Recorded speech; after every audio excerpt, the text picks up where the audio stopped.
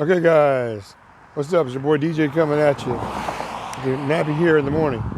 I'm out here on the Razor EXR scooter, doing a little morning ride. I just noticed I looked down at my kickstand and my bolt came loose, which is pretty surprising. I didn't know that had come loose. But anyway, I'm gonna kick it up and walk with it. I've probably covered about Probably covered about 5 miles so far on the scooter. Getting a little morning ride in before it rains. A little further testing. But anyway, what was I going to say? Something that I do when I go scooter riding, when I ride these little scooters around, to conserve energy and, save the power for when I really need it is when I come to big hills. Like right now, I'm coming to a very steep hill. Very steep hill. So what I do is, instead of trying to ride the scooter up the hill, I generally will just, run up the hill with the scooter and get some exercise. It's a good way to stay in shape, and you definitely save some wear and tear on your motor. Again, this Razor EXR scooter has a 350 watt rear direct drive motor. So it's not geared or anything like that. So therefore, not being geared, it doesn't have the torque that a geared hub drive motor has. Again, I have electric mountain bikes. I'm into that kind of thing too. And I have geared hub motors on those bikes. And there is a big difference between a direct drive motor. And as a comparison, I have a Brompton bicycle with a direct drive motor. And it's faster, believe it or not, it's faster than the hub drive motors, the geared hub drive motors. I mean, that bike the Brompton will go probably right around 23, 24 miles an hour off a 36 volt battery. But the torque is not there that I get with the geared motor. So it's the same for this little Razor scooter. It does real good, but, it's not going to have the torque that a geared hub motor would have. Like if I had a scooter with a geared motor, it would probably climb this hill. As you can see, it's pretty steep. It's quite steep. So, like I said, that's where I incorporate jogging into my scooter rides. Because in Illinois, you got a lot of hills like this. So I'll start running a little bit. Oh, this is early in the morning too. It's like 6:25 a.m. in the morning. And this hill is a long, very long hill. It looks like it plateaus off, but it just keeps going for a while. And I'm really not in running mode. I'm just basically doing this as a little demo to show people different ways to conserve power. Oh, okay, there you go. Woo! And on top of that, I'm just getting off of work at 5 o'clock in the morning. And I decided to take a little cruise on the Razor EXR. This car is passing me by, probably think I'm crazy. That's okay. Woo!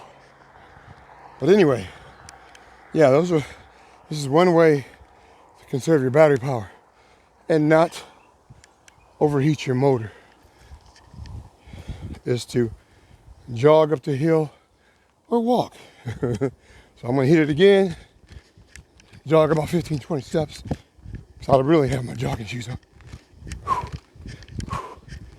Woo! There it is. Okay. Wow. Now I could probably get on a scooter and ride it the rest of the way up, but I don't want to overheat the motor. Don't want to do that. Okay. Also, I think I mentioned it in my last report, I did order the Statorade for the dead animal, roadkill. I did order some Statorade for this direct drive motor, which is a type of coolant. So hopefully I'll get that in from Canada for the next 3 weeks, so I can get in here, get it inside the motor, and take some motor temps and to see how well it does. Alrighty. Also too, I did a top speed run on this little scooter here, and on a flat, I was able to achieve 18 miles an hour. Again, I don't ride it that fast at all. You know, I'm not into speed. I just want to see what it could do.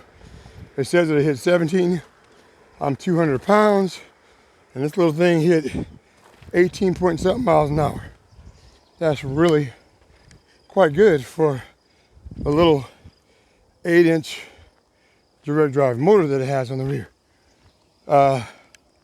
It's pretty smart what they did, you know, keeping the standard size tire that they always put on the Razor E300s on the front. You know, that way you can take some of the shock away to the arms instead of making both of the tires 8-inch, you know. So that's a good thing. But yeah, I gotta say, I'm kind of windy because I'm going up this hill. The Razor E300 is an awesome little scooter, and I have to say I highly recommend it. I heard some people criticize the handlebar height on this scooter. Hang on a second. And I think the handlebar height is fine. I'm about 6 feet tall, but I think it's fine because it keeps the handlebars extremely stiff. You know, you have zero play in this, in the gooseneck down there, the handlebar stem system, which is a problem that a lot of the high dollar scooters have, is they have a weak stem. So that's not cool. Matter of fact, it's rather stupid. So that's one thing that this little EXR scooter has on the higher end scooters. Again, if you don't feel that you have to have full suspension and you're going to travel at slower speeds, 8 to 10 miles an hour, maybe 12 at times, this is a great scooter to have. I got to give it a lot of props. Really good scooter to have or to get. You know, you got the big 9-inch front tire, 8-inch rear tire. Seem to get pretty good range off this little scooter too. So, and I really like the little function that you have to kick the scooter off to get it going. So, yeah, I don't really have anything. I don't have any negatives to say about the scooter. I mean, I'm coming to find out 17 mile range is a pretty decent range. You know, if you're traveling at slower speeds.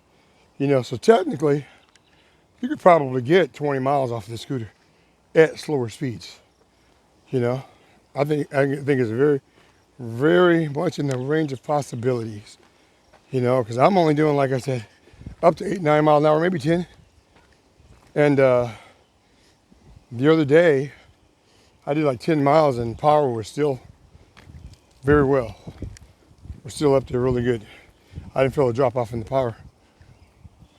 But yeah, okay, I'm gonna cut the video short. I'm about at the top of the hill where it's more flat, so I can continue my slow cruise home of 6 to 10 miles an hour and enjoy this morning. I'm a third shifter, so I'm gonna go home and go to bed. So I just thought I'd give you guys a little more information on the scooter. Again, you can get the scooter off of Amazon, or you can get the scooter off of eBay. The list price on it when they came out with it was like quite high. I think it was a little high. They dropped it down now to like 5 something, I think. So check it out. And what's good about it too, it's a Razor scooter, and Razor is like one of the biggest names in the scooter industry, even though they don't make the, you know, the high-end scooters that do 25 to 30 miles an hour. They've been around a while, and so the good thing about this scooter is you're going to more than likely have really good product to support once we get over this COVID thing. So that's another good reason to stick with Razor too, is customer service. You know, Razor is a big company in the United States, so they should be able to take care of whatever needs you need. That was pretty good. Whatever needs you need. Okay, I'll let you guys go. Later.